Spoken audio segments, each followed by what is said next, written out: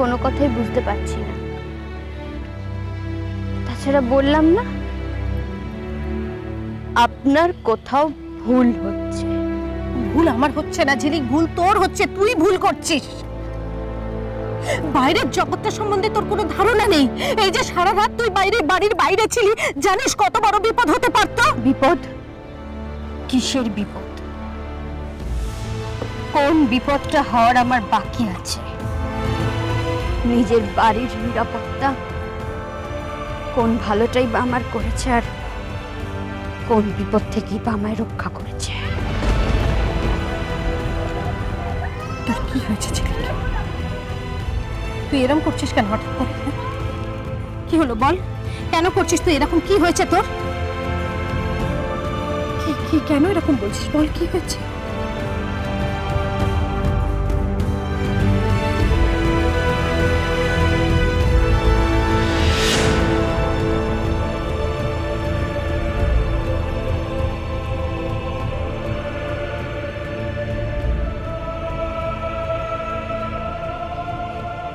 মামা, মায়ের সঙ্গে আবার ঝিলিকের কি হলো? ওই হবে কোনো মান অভিমান, ওটা নিয়ে তুমি চিন্তা করো না, ওরা নিজেরাই মিটিয়ে ফেলবে।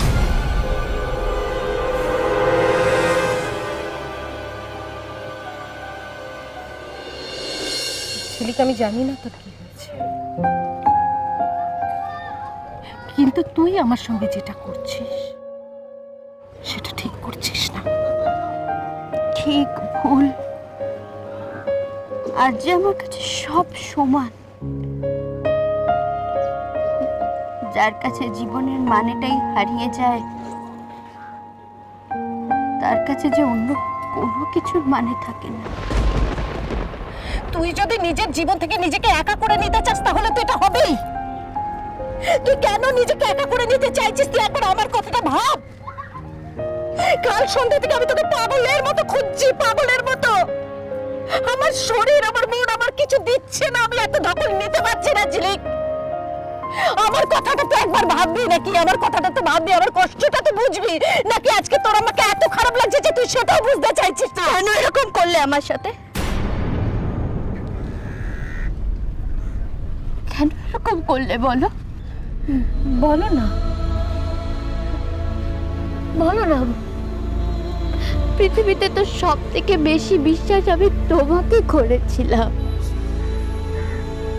কি করে পারলে এরকম করতে? বলো না, কি করে পারলে বলো? পারলে এভাবে বিশ্বাস নিয়ে খেলা করতে? পারলে তোমার সাজিয়ে দেওয়া পৃথিবীটাকে নিজের পৃথিবী ভেবেছিলাম, বুঝতেই পারিনি নিজের কার্যসিদ্ধি করার জন্য ক্রমাগত তুমি আমাকে ব্যবহার করে গেছো। কি করে পারলে?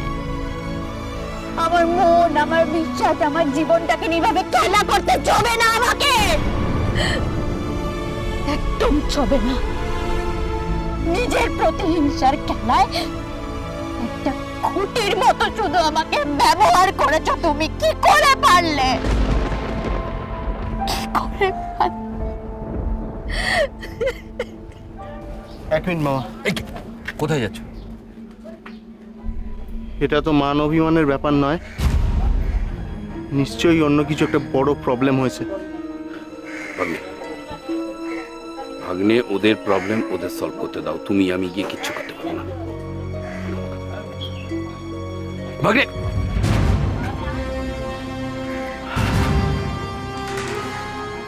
হয়ে গেল, আজ আর কিচ্ছু লুকিয়ে রাখতে পারবো না। আমি তোকে ঠকাইনি ঝিলিক, আমি কোনোভাবে তোকে ব্যবহার করিনি। আমি চেয়েছিলাম তোকে একটা সুন্দর জীবন দিতে, আর প্রতিভা যে সন্তান সুখে অত কষ্ট পাচ্ছি ওকে আর মেয়েকে ফিরিয়ে দিতে। মিথ্যে কথা! তুমি আজকে আমার যতই বলাতে চাও না কেন, তোমার কোনো কথায় কোনো নাটকে আমি আর বুঝছি না।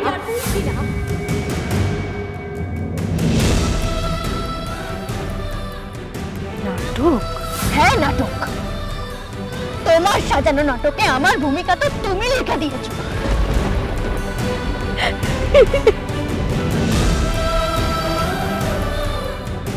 নিজের খুশি মতো যখন যেভাবে চেয়েছো সেভাবে আমাকে ব্যবহার করেছো। তুমি শুধু আমাকে ঠকাওনি, সবাইকে ঠকিয়েছো। নিজের বাড়িতে, এমনকি মুখার্জি বাড়িতে সম্পর্কগুলোকে দুমড়ে মুচড়ে নিজের কাজে লাগিয়েছো। আমাকে ঝিলিক সাজিয়ে মুখার্জি বাড়িতে পাঠিয়েছো তুমি।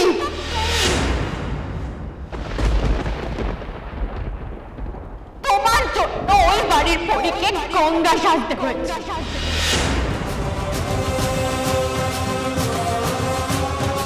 শুধুমাত্র তোমার জন্য। ফলস ডিএনএর পর দিয়ে প্রমাণ করতে চেয়েছো আমি ঝিলিক, আমি পড়ি।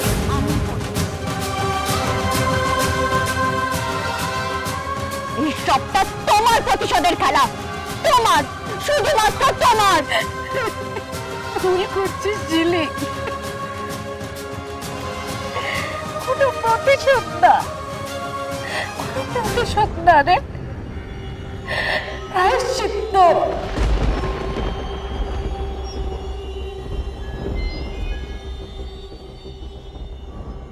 প্রায়শ্চিত্ত করতে চেয়েছিলাম আমি। ওদের মেয়েকে কেড়ে নিয়ে আমি যে ভুল করেছিলাম সেই পাপের প্রায়শ্চিত্ত করতে চেয়েছিলাম। আমি ভেবেছিলাম যে ওদের বাড়ির অত লোকের মধ্যে তুই তো খুব ভালো থাকবি, খুব সুখে থাকবি। ওরা ওদের পরীকে পেয়ে খুব আনন্দে থাকবে, খুব আনন্দে।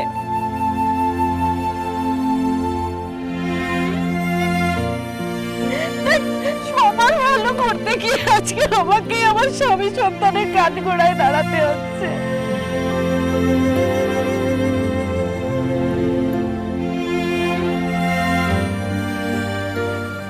তোকে যখন প্রথম পেয়েছিলাম মনে হয়েছিল আমি আমার মিষ্টিকে পেয়েছি, জানিস তো? তুই আমার মিষ্টি, তুই আমার মেয়ে। একজন মা তার কখনো মেয়ের ক্ষতি করতে পারে? তাহলে আজ তুমি বুঝতে পেরেছো না তুমি আমার ঠিক কতটা উপকার করেছো? আজ তো নিজের কাছেই নিজে আমি একটা প্রশ্ন, কি আমি, কি পরিচয় আমার? পারবে পারবে উত্তর দিতে? তোর এই প্রশ্নের উত্তর খুঁজে দেওয়ার জন্য দরকার হলে আমি সারা পৃথিবী তোলপাড় করে দেব। আমি খুঁজে দেবো, আমি তোর পরিবারকে খুঁজে দেবো, আমি খুঁজে দেবো তোর পরিবারকে। এখন কেন মনে হচ্ছে তোমার এই কথাটা? এতদিন কেন মনে হয়নি জানো, কারণ এতদিন তুমি আমাকে শুধুমাত্র তোমার নিজের স্বার্থে ব্যবহার করেছো। আমাকে ক্ষমা করে দে,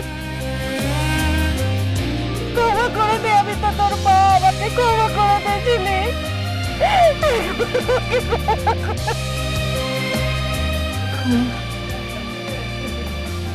ক্ষমা,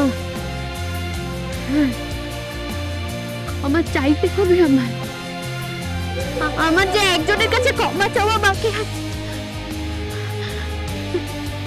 না জেনে না বুঝে অনেক অন্যায় করেছে ওর সাথে।